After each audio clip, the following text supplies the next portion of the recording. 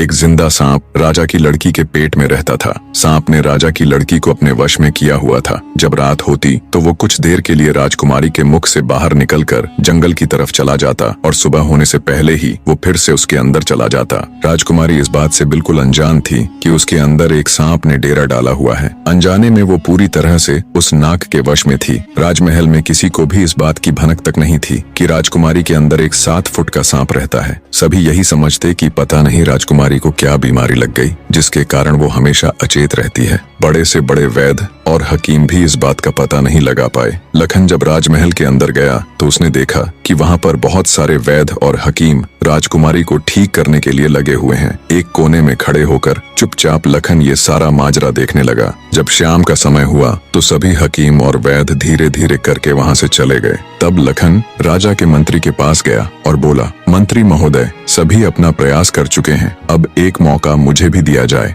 लखन की बात सुन मंत्री उसे अपने साथ ले राजा के पास जाता है और लखन का प्रस्ताव राजा के सामने रखता है। बेचारा हर तरफ से निराश हो चुका राजा एक बार अनमने ढंग से लखन की तरफ देखता है, फिर दुखी मन से कहता है, बताओ तुम मेरी बेटी का इलाज किस प्रकार करोगे। लखन राजा को प्रणाम कर बोला, महाराज, मुझे एक रात अपनी बेटी के साथ ठहरने की इजाजत दीजिए, तभी मैं किसी नतीजे पर पहुंच सकूंगा। एक बात और महाराज, मैं बिल्कुल एकांत में राजकुमारी के साथ रहना चाहता हूँ, तभी मैं अच्छे से ध्यान लगाकर राजकुमारी जी की बीमारी का पता लगा पाऊंगा। लखन की आत्मविश्वास भरी बातों से राजा के मन में हल्की सी उम्मीद जागी। उसने लखन को रात में राजकुमारी के साथ एकांत में रुकने की इजाजत दे दी। राजा की इजाजत मिलते ही लखन राजकुमारी के कक्ष में गया और उससे कुछ दूर एकदम चुपचाप बैठकर उसे देखने लगा। जैसे ही रात के 12 बजे का समय हुआ तो अचेत अवस्था में पड़ी हुई राजकुमारी के मुंह से सांप बाहर निकला और महल के परिसर से होता हुआ जंगल की ओर चला गया। ये सब देख लखन दंग रह गया। वो बिना कुछ हरकत किए चुपचाप वहीं बैठा रहा। जब रात का आखिरी पहर खत्म होने को आया तब वो सांप वापस लौटा और राजकुमारी चंद्रकला के मुख से होता हुआ पूरा उसके अंदर समा गया। दम साधे लखन ये सारा माजरा देखता रहा। सारा माजरा देख उसे समझते देर न लगी कि राजकुमारी की सारी बीमारी की जड़ ये सांप ही है।